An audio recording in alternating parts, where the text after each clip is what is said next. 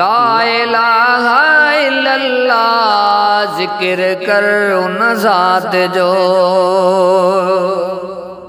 ला इलाहा इल्लल्लाह जिक्र कर उन ज़ात जो। ला इलाहा इल्लल्लाह जिक्र कर उन ज़ात जो। हाल हादी जे अग्यां वो हाल हादी जे अग्यां कर पेश पियो हर रात जो। ला इलाहा इल्लल्लाह जिक्र कर उन ज़ात जो। ला इलाहा इल्लल्लाह जिक्र कर उन ज़ात जो। हाल हादी जे अग्यां हाल हादी जे अग्यां कर पेश पियो हर रात जो। ला इलाहा इल्लल्लाह जिक्र कर उन ज़ात जो। ला इलाहा इल्लल्लाह जिक्र कर उन ज़ात जो। रब रुठल परची पवे बियो खैर ज्यादा छा खपे। रब रुठल परची पवे बियो खैर ज्यादा छा खपे।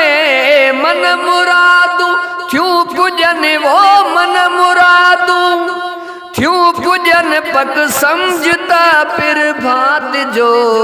ला इलाहा इल्लल्लाह जिक्र कर उन ज़ात जो। ला इलाहा इल्लल्लाह जिक्र कर उन ज़ात जो। हाल हादी जे अग्यां हाल हादी जे अग्यां कर पेश पियो हर रात जो। ला इलाहा इल्लल्लाह जिक्र कर उन ज़ात जो। ला इलाहा इल्लल्लाह जिक्र कर उन ज़ात जो। ॿिया धंधा दुनिया सदा कर कार कम कामीअ सदो। ॿिया धंधा दुनिया सदा कर कार कम कामीअ सदो। पो मुबारक नूर ॾिसंदे पो मुबारक नूर ॾिसंदे सरवरे कायनात जो। ला इलाहा इल्लल्लाह जिक्र कर उन ज़ात जो। ला इलाहा इल्लल्लाह जिक्र कर उन ज़ात जो।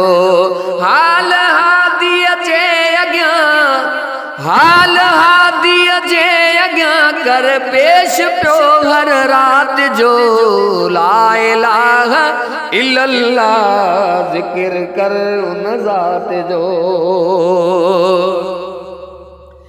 दीन ओ जागल सदो अल्लाह वट मंजूर वा। दीन ओ जागल सदो अल्लाह वट इंसाफ वा। पार थे कलमो पढ़ी वो पार थे कलमो पढ़ी पहिरियों पतन सकरात जो। ला इलाहा इल्लल्लाह जिक्र कर उन ज़ात जो। ला इलाहा इल्लल्लाह जिक्र कर उन ज़ात जो। हाल हादी जे अग्यां हाल हादी जे अग्यां कर पेश पियो हर रात जो। ला इलाहा इल्लल्लाह जिक्र कर उन ज़ात जो। बेबहा तोहफ़ो अदा तू ही वजीफो ना विसार। बेबहा तोहफ़ो अदा तू ही वजीफो ना विसार। ब्यो न कर भो कॾहिं वो ब्यो न कर भो कॾहिं ज़ालिम सदी ज़ुल्मात जो। ला इलाहा इल्लल्लाह जिक्र कर उन ज़ात जो।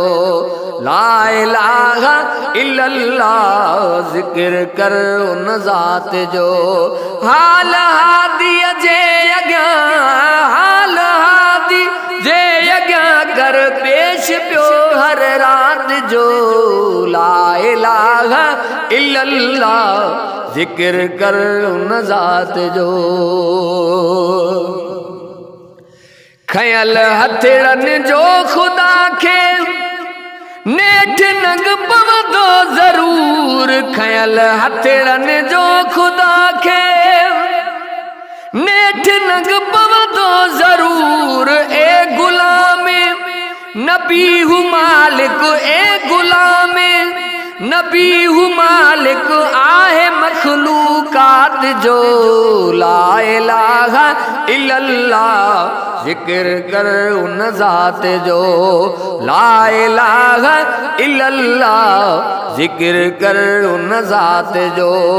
हाल हादी जे अॻियां हाल हादी जे अॻियां कर पेश पियो हर रात जो ला इलाहा इल्लल्लाह जिक्र कर उन ज़ात जो ला इलाहा इल्लल्लाह जिक्र कर उन ज़ात जो।